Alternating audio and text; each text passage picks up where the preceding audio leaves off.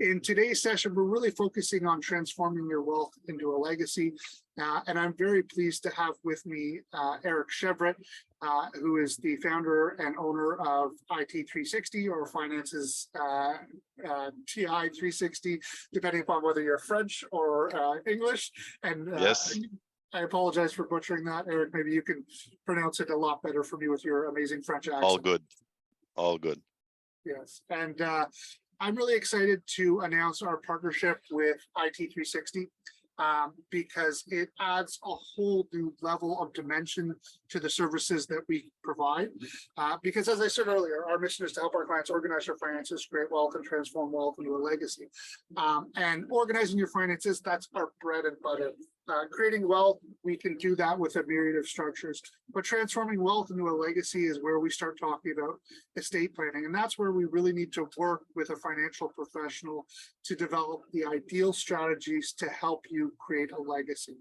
And Eric's here today to share with you a little bit about what IT360 is and how estate planning can work in your practices to help you guys create that legacy. So Eric, maybe we should start with explaining a little bit about IT360, what you guys do, and our new strategic partnership that we've created. Super. So thank you guys for being here. IT360 is a financial planning firm that was created 15 years ago. And the main objective is to work with independent contractors across the country. Obviously, we started with that big French accent. We started in Montreal, and now we're across the country with advisor in pretty much every province to work with independent contractors. And we created the program where now Andrew is a partner with us, where the IT360 Financial program with all the partners put under one roof everything that an independent contractor would need during his career and lifetime. So basically, we do everything that has a money sign. So Andrew will cover the incorporation, the bookkeeping, the accounting.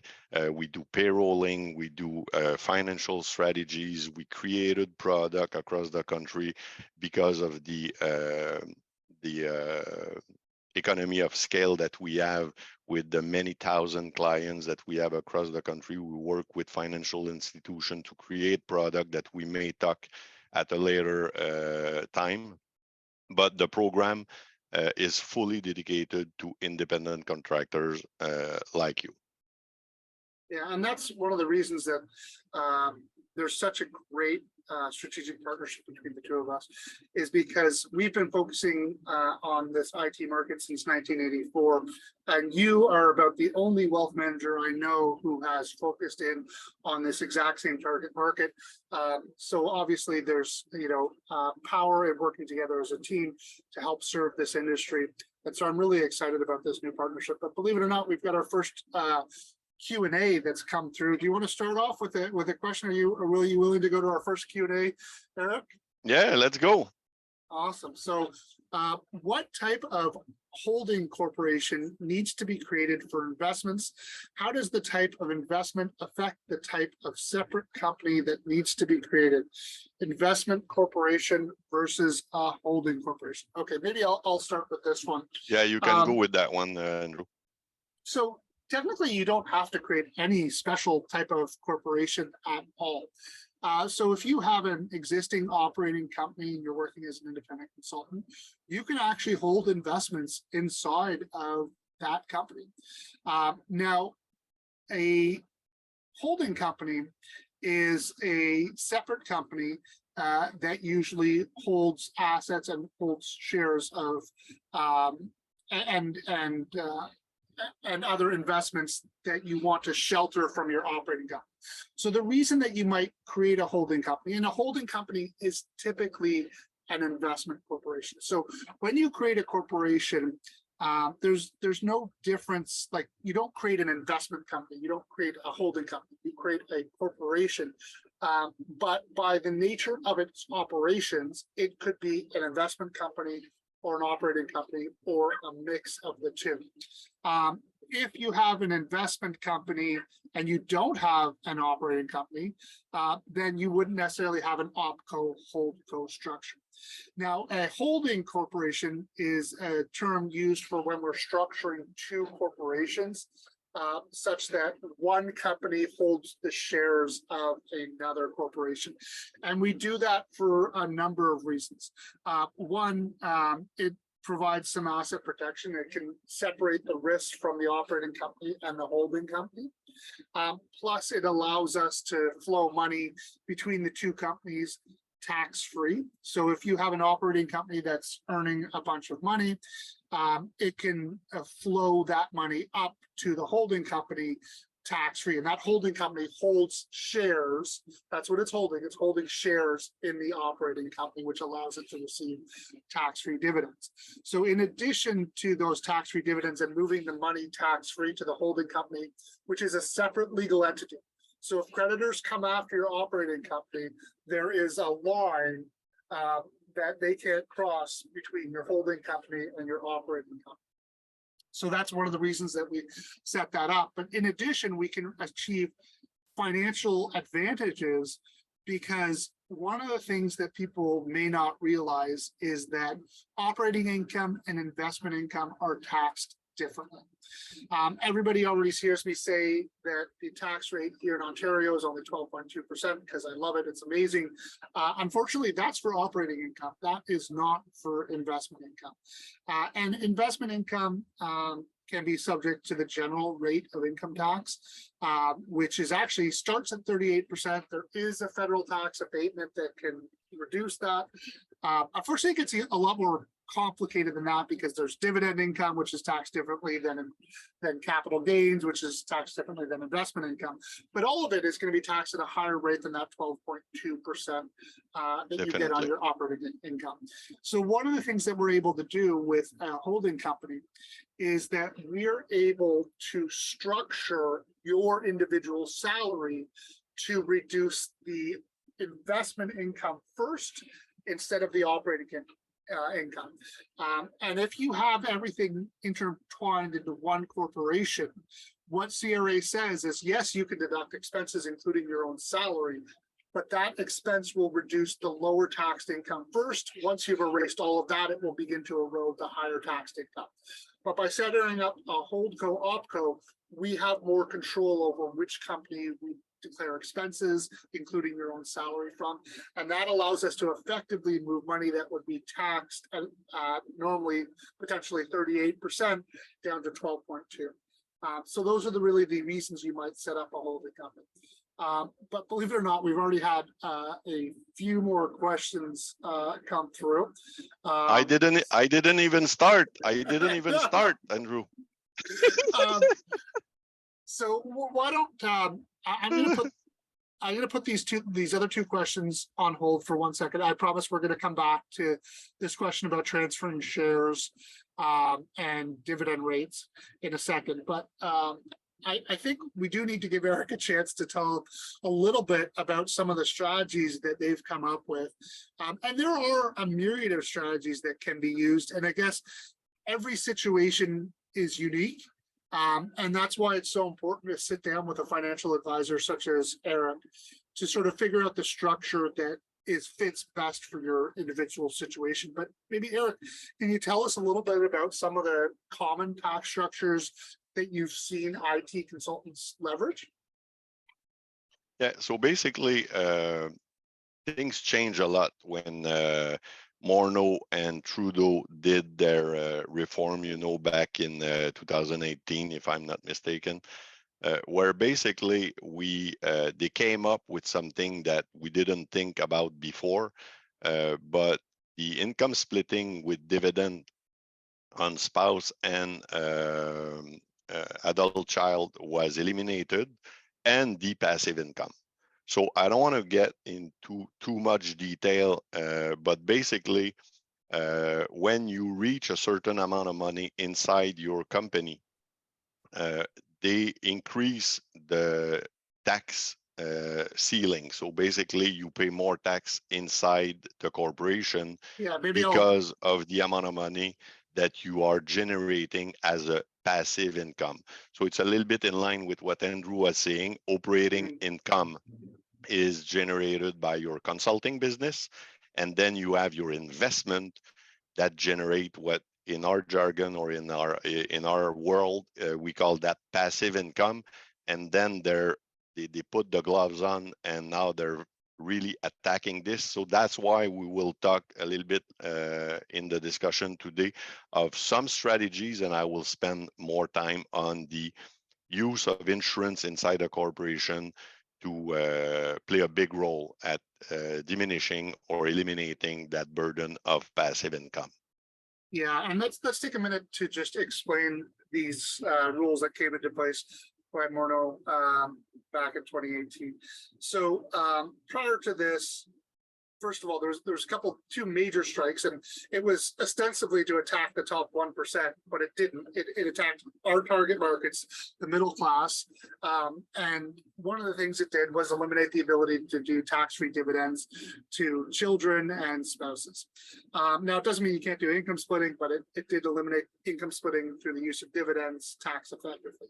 The other thing they did is they put in a rule that said if you have passive income, net passive income of more than $50,000, it will begin to erode your small business deduction limit. And again, this is another reason why a holding company comes into play, because we can reduce the net passive income with different tax strategies to reduce the net income.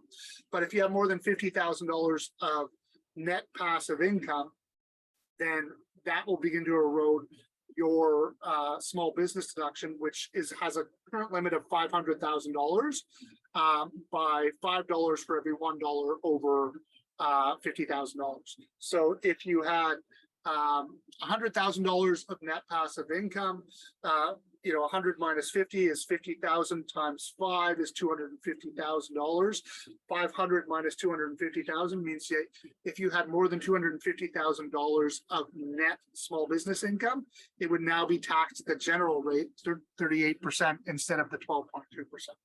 So lots of reasons why you want to come up with strategies to minimize the passive income, and not the least of which is like tax deferral and in some cases tax elimination, right, Eric? So maybe we could talk a little bit about insurance and how insurance can be used as an effective tax deferral and tax elimination. Sure. Yeah. So when we talk to independent contractors, the last thing they think about when they think about insurance is tax strategies. Mm-hmm. But the use of insurance product into a corporation can be very, very powerful. I will spend a little bit of time on it today. I have a lot of documents that I will share with you. Andrew will send them to you. I thought that it would slow down the presentation if I go, and try to show you spreadsheets and things like that. So I will do a presentation at 3,000 feet. If you have a question, I will answer them, but I will send you a lot of info that you can digest and get back to us. So basically, when you bring insurance into the mix, first of all, the insurance, the way I see it, it's like an investment. So it's after tax dollar. So it's not an investment that will reduce your corporate tax burden. We have another strategy for that we'll talk at a later date called the EPP, the Executive Pension Plan. That is a deduction for your corporation where your corporation creates a pension plan as a tax deduction for yourself. But insurance is after tax dollar. But imagine this, okay? You invest $50,000 in my example of after tax dollar in a policy. And in that type of structure, we have two numbers that we follow. The cash value, which is the investment portion of the insurance, and the death benefit. So a great way is we deal with clients that are 40, 45, and some are older. The problem in our industry is when you're young, it's the great time to buy insurance because it's cheaper. but you don't talk or think about debt, or you're barely thinking about retirement. So when you think about it, it's too late. And when we want you to think about it, it's too early for you. So basically, what I like about this product is both options are in there. Okay. So we'll talk about estate planning, but using a product that can be very powerful for retirement planning also. So that way you don't have to think about it at 35 or at 50 because it's already with both options in the car. And So is that just to go because back to they my borrow, example, do they borrow against the yeah, cash go ahead. surrender value? Is that how they use Yeah, it for retirement? yeah, that's what I will explain, Andrew, which is very, very powerful. So you invest 50 grand a year for 10 years, and the product is like a mortgage. It's over, it's finished. Then you look at the cash value, it's $600,000. 10 years later, it's at 750, and it keeps growing even if you don't add money into it. So let's say you are 65 years old, and you invested $500,000, and the policy cash value is $1 million. But if you're dead, uh, it's $2 million. So what can we do with that cash that is inside the policy? There's many ways, but there's one way that we prefer is the use of a collateral loan to extract the money from the policy. And because it's a loan, it's non-taxable. So imagine this. We have a product that we can use during our retirement years because we pull out that $1 million tax free as a collateral loan, and one day we'll die. Okay. Uh, they're about to give your succession 2.5 million, but you had a deal with them where basically you borrow against your policy, and at that they will reimburse themselves. So the banker will take this as a collateral for to lend you the money. So when you die 10 years later, 15 years later, what's magic is the remaining amount of money between the death benefit minus the money they lend the parents during their lifetime minus the interest that were running on the loan will be given to your succession tax free. So if I do the math and I say, how much money would I need to put, or what would be the rate of return net that I would need to invest on the stock market to have exactly the same effect at retirement and transfer of wealth at my debt, you would need to find an investment that generate net 8.29% rate of return. I don't know about you, Andrew, but net rate of return annual compound of 829, I don't know where else to find that out, you know? So the creativity about the usage of insurance product inside a corporation, very powerful. In that case, I explained both sides, powerful for retirement. But if you don't need the money at retirement, a lot of people, when they get to that age, we realize that, you know what, you're giving us your cost of living that you want to achieve with your wife for the rest of your life. Do you realize that when you're going to die, there will still be a tax to be paid of $1 million? I didn't know that. I thought I would merely have enough money to live. So a lot of people focus on, am I going to have enough money to retire? That's great. That's a good question, and it's a fair question. But a lot of time working with these clients, Andrew, we realize that you're going to have more than enough to live a very comfortable retirement.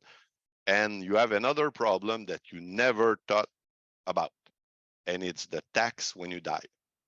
So the last time you're going to do a nice check to CRA is when you die, because when you die, it's deemed disposition. So CRA is there to grab the money, and that insurance structure is a great way to pay the bill. So this is how we use insurance inside a corporation, and I will send you all the info that you need to know about this. There's a lot to know, but in a nutshell, that's pretty much what we do with a product like that. Yeah, and this is a really amazing tool that leverages something called the capital dividend account, which allows benefits of insurance products to flow through to the beneficiaries tax free. So not only is your estate getting the benefit tax free, but when the bank gets paid off for the money that you've borrowed against them, that payout's tax free as well. So there are really some amazing benefits to these programs.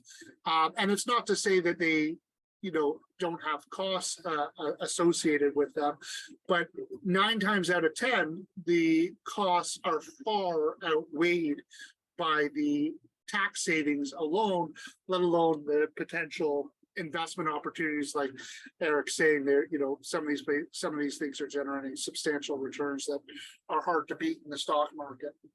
Yeah.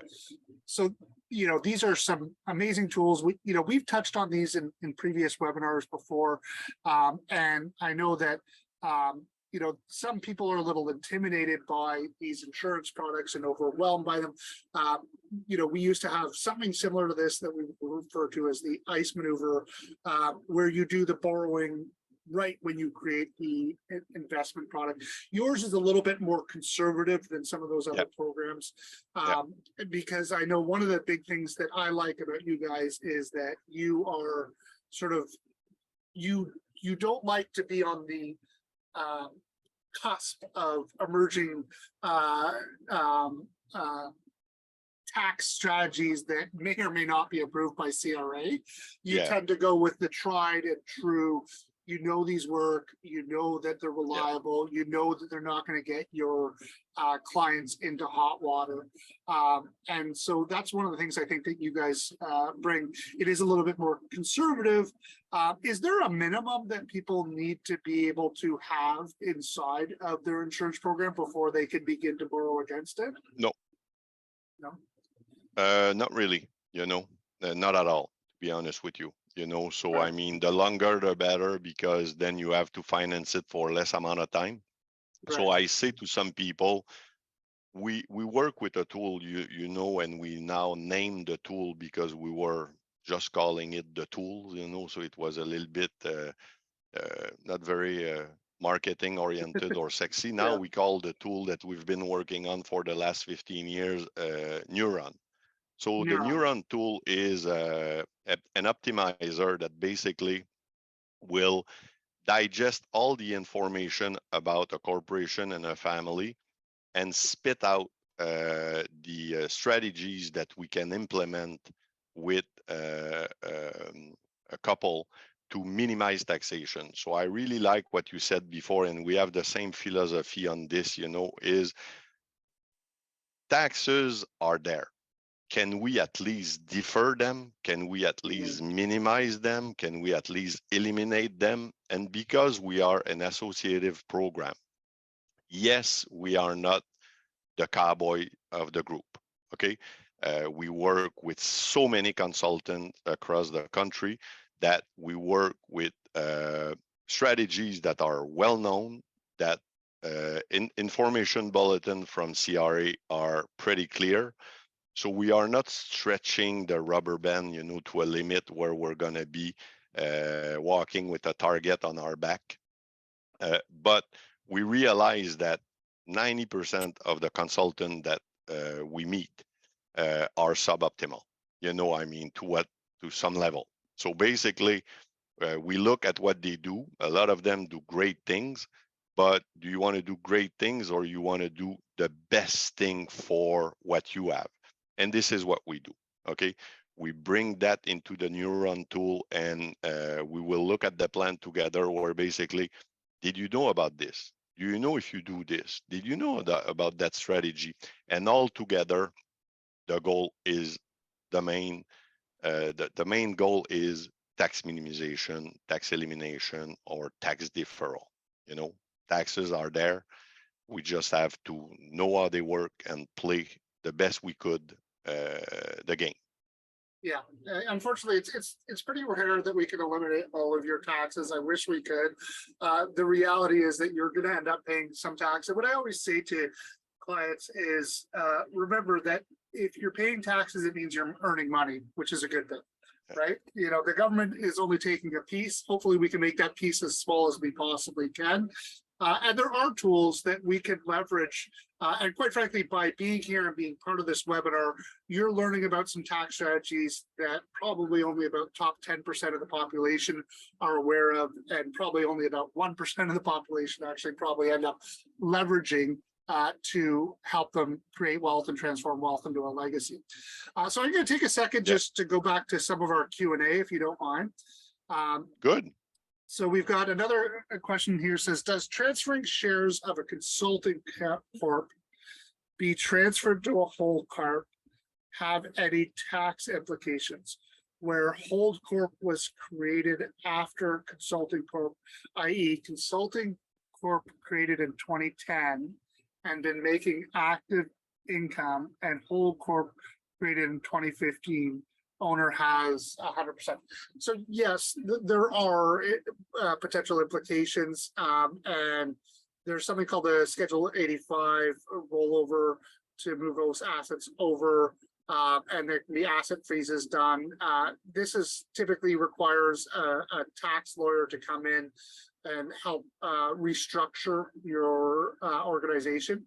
Now, we have a strategy that we've used that can save you substantial legal fees by, instead of creating a new holding company, what you do is you take your existing operating company, which already has the assets in it, and you convert that from an operating company to a holding company by simply incorporating a new company. And that can be done again through our paralegal services at very low cost. And that new company, the shares are owned by the existing company. So there's no need to transfer around any funds. The only implication that can come up is if you have a client who, for whatever reason, you cannot change your contract to the new operating company name, that would then lead you to the situation where you would have to create a new holding company and transfer over the assets. It can be done. It's just a little bit more expensive to do it that way. And I have done it for past clients. We had one client who had a legacy contract with a big pharmaceutical company, and if they were to change their contract, their rates would change. They had basically a grandfather rate that couldn't be got anymore. So for them, it made sense to pay the extra cost. But generally speaking, we would just structure it as cheaply as we can. And if we had to, we would then bring in a tax lawyer to do it the other way that you've got in your situation. So we've got a couple more questions they're really coming through. So what is the dividend tax rate? So I'm assuming that they're probably talking about inside the corporation, as opposed to personally. Personally, it's based on your tax brackets, but effectively you get what happens is there's something called the theory of integration. The theory of integration is intended that when you integrate corporate tax and personal tax, there should be no benefit of choosing dividend over salary.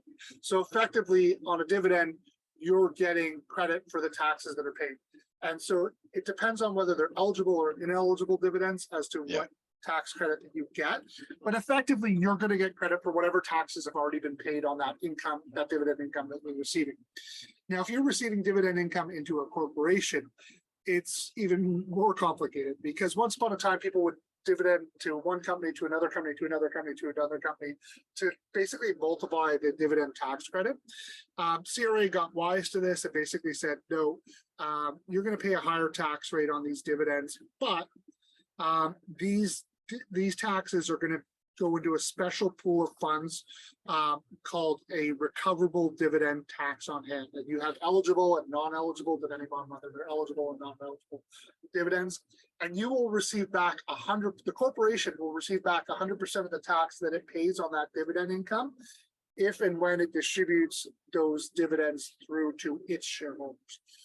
So it's only a temporary tax in the corporation. It is a higher tax rate, but it's only temporary. You get it back when you issue a dividend. And in fact, if you issue the dividend in the same year in which you receive the dividend, you wouldn't pay any tax on that dividend at all. So it really does, ultimately, when we talk about the dividend tax rate, it's about whatever the tax rate is personally. And for that, go to taxtips.ca and look at the tax rate calculator, because it's different based on your province. It's different based on your income. There's too many for me to list here. And we've got a couple. Wow, we've got a lot more. Again, I'll do scroll through a few more of these. Well, we've got some compliments coming in. You guys are awesome. Almost prophetic, laugh out loud. Thank you, Kevin. We appreciate that. Are there any viable strategies for someone in their early 60s? This is a great question. And Eric, I'd love to hear from you what you think are, because I know that there's lots. What are the most commonly used, and what's your personal favorite? Yeah. So basically, we'll talk a little bit about the executive pension plan. Yes, the insurance could be used, even if you're 60. Maybe the compounding effect will be less effective for a 60-year-old compared to a 40-year-old. So we would need to look at the effective rate of return. But what we do a lot is, Andrew, the EPP, the executive pension plan. So let's take independent contractors that's been in business for 10 years. And he's approaching retirement, and he didn't know about executive pension plan, and we meet the guy a couple of years before retirement. What I love about the executive pension plan, basically, it's an employer's pension plan. So your consulting business is entitled to create a pension plan as a tax deduction for the shareholder. But on top of it is, if you look at an RSP is always limited to 18% of the previous year's salary. And EPP grows with age. So when you're 60, the CRA rules for employer's pension plan is not 18, it's 30%. And you can buy back the years that you didn't know about the plan. So you've been paying yourself salary for the last 10 years. You did contribute to your RSP, but not to the maximum. CRA, with our actuarial team on the EPP group, will look at this and say, hey, do you know, sir, you could buy back $172,000 to bring your pension plan up to par. It's not an obligation, but it's a possibility. So usually the last 5 or 6 years of work of a consultant that didn't know about EPP, he doesn't pay corporate tax at all, because we will use these contributions to fill the bucket as a tax deduction. And because we have the possibility to buy back these years, plus the annual contribution of 30% of your salary, we end up with $50,000-$60,000 of contribution a year, plus the buyback of these years. So the executive pension plan at the end of a career is something to look at. Yeah, and also earlier in your career too. I mean, there's a great strategy of leveraging it towards the end of your career, even if you have maxed out your RSP, because like you said, you get more room with. You won't have as much room if you've maxed out your RSP, but it basically is like an RSP on steroids, right? It's the RSP for your business. It works in the same way. You get a deduction that reduces your taxable income. Now the income becomes taxable to the beneficiary, or the pensioner, I should say, when they withdraw the funds. So it's a tax deferral strategy, but it can also be a tax reduction and tax elimination strategy, when you are exceeding your threshold, your small business deduction threshold limit. So let's say that you've got, $550,000 worth of net income. Well, you got $50,000 over the small business deduction, and you're going to be paying the higher rate. Well, what if you leveraged, an EPP, as Eric says, to be able to make a large contribution to reduce your taxable income to get you back down below that small business deduction threshold, and move that money from the general rate down to that 12.2%. So these are on top of it, Andrew, on top of it, you have the deductibility of the fees. Fees are not HST/PST subject. So there's a lot of other perks. I concentrate the explanation on the main one, but there's a lot of other perks. That's why I love when you say it's like an RSP on steroids, because it really is, with a lot of things that you don't have to pay or are deductible compared to a regular RSP. And a few years ago, these were almost prohibitively expensive to set up. They were only really done by sort of larger mid-sized companies. But, there have been some legislative changes, particularly here in Ontario, that have really reduced a lot of the bulk of the overhead to make these far more approachable and relevant to small business owners like our clients, right? Yeah, and the great thing is, say the fact that we have that big, large group of being with the association, and working with all the independent contractors across the country. That's the product I was talking about, where I was able to go and negotiated with the one of the largest pension plan in Canada to have this product put in motion, eliminating a lot of the things we didn't like about a product that is similar to it. You remember the old IPP, individual pension plan?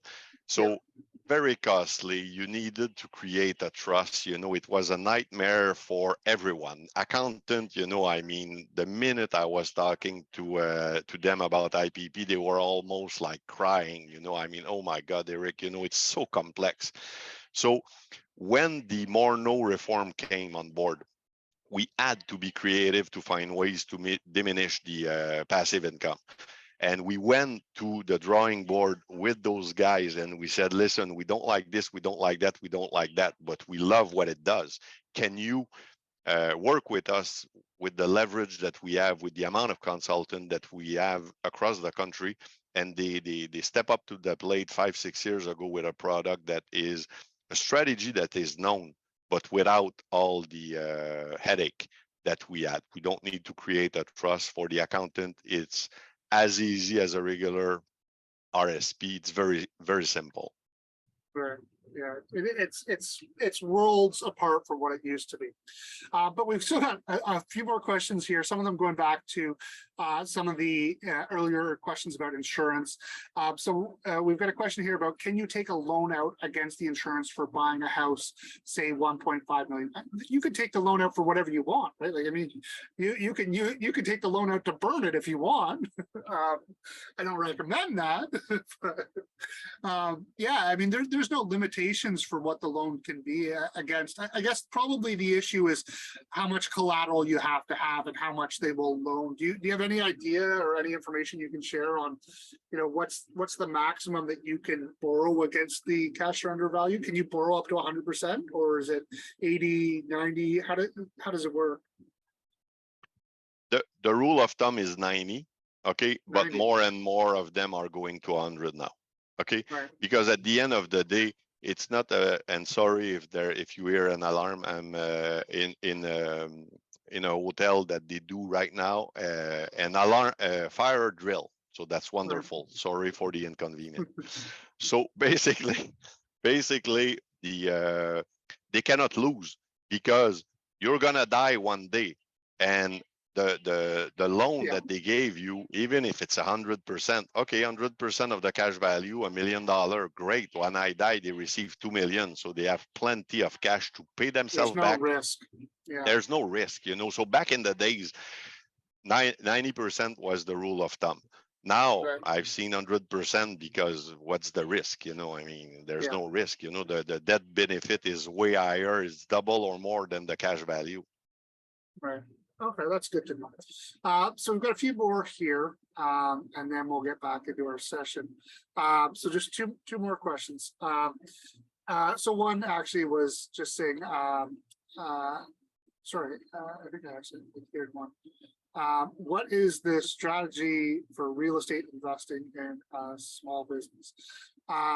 So that one is like, I mean, it really is unique. What I would say about real estate investing, it's typically done in a holding company. And in many situations, depending upon the risk, you might have a separate holding company for each property. Really comes down to the risk versus the cost of setting up and maintaining that. But that might be a topic for another day where we'll bring in some real estate specialists who can focus in on that. Another comment from Kevin was just saying he was talking specifically about dividends from stocks that were in the holding company and investment company. So I think we've covered that one well. And here we have one about insurance again. So why buying whole life insurance versus term? I only care about my mortgage at this point. I will be better off investing money on something else rather than paying for whole life insurance. I still make good money on investing in the market rather. So this is a great comment, because I think I couldn't disagree with this guy more. I think term insurance is a complete and utter waste of money. I think you're literally taking money and lighting it on fire, because your probability of receiving a benefit from term insurance, basically term goes to the term in which they know that you're going to be too expensive to reinsure in almost all situations. So you basically are paying a bunch of money in during periods where you're unlikely to claim it. And then you've built up no cash surrender value. It has no value to you. The term is up, the insurance is up. And now when you go and you're now 55, 65 years old and you want to go get new term insurance, and now it's prohibitively expensive. I mean, that's my personal perspective, but maybe we should leave it to Eric. I mean, what's your perspective on term versus whole life? Basically, we sell term also because sometimes the short-term problem is too big, paying the mortgage, income replacement, you know, and we say, listen, Eric, I would need $2 million of coverage to pay for everything if I die, because my wife is not working, I have 2 kids, and 100% of the family income is coming from me. So we cannot put in place a $2 million whole life because the cost of it would make it unpalatable, let's say. So what we do is we do a mix of term to cover the need, and we include the whole life. So the whole life, don't mix, oh my God, it's very annoying, but hopefully one day it will stop soon. The whole life, there's many different kinds of permanent insurance, okay? Whole life, you can pay forever. The one we like is the one that are firm with a term. So basically you can have a whole life 5 pay, whole life 10 pay, or a whole life 20 pay.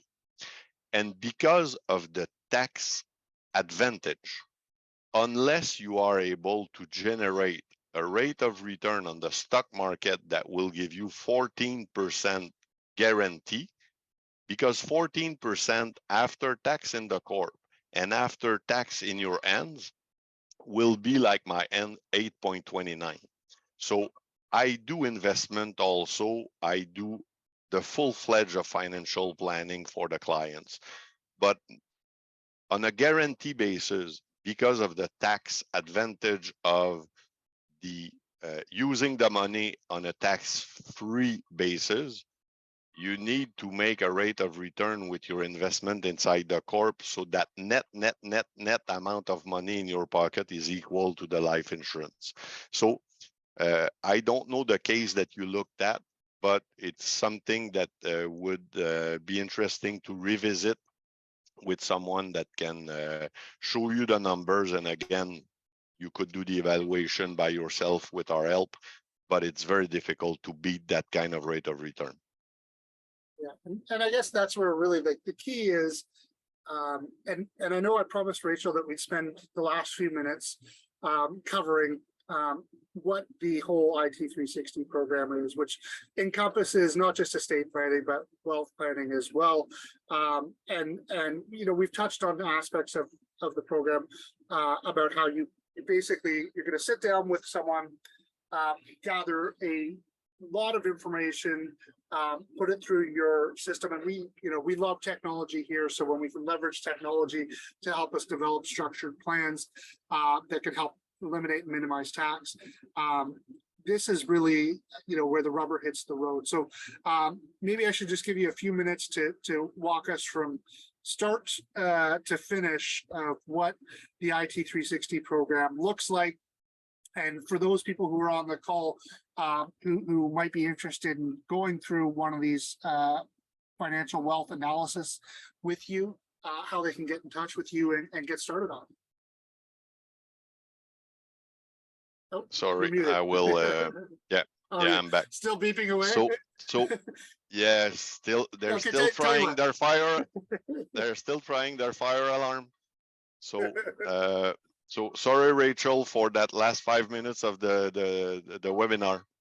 So Yeah. basically, the IT360, the way it works, okay, is we spend an discovery meeting with you of 15, 20, 30 minutes, where we ask only the questions that are necessary to give you our added value. So basically, at the beginning, when I started, Andrew, I was spending like an hour with the clients of data collection, you know, I mean, and people don't know you, they have to give you all these information. So now we reduced it to really the most important question, and in 15 minutes we have enough to give that to the team. They work with the neuron tool, and we will get back to you in a meeting where basically we will bring recommendation in the form of, did you know about this? Did you know if you do that? Did you know about this other strategy?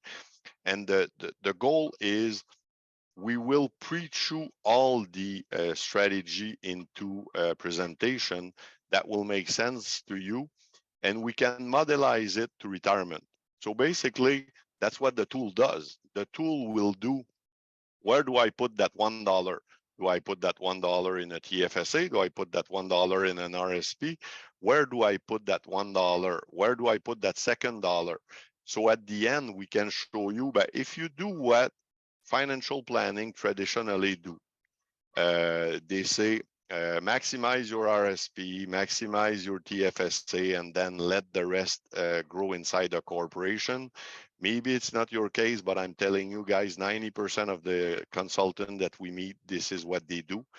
And when we compare, okay, do that, it's good, at least you're saving for retirement and you're doing something, and we bring that to retirement age and at debt, and we do our modelization and our comparison, it's not rare, Andrew, that we will add 15 to 20% of value to a family or a corporation.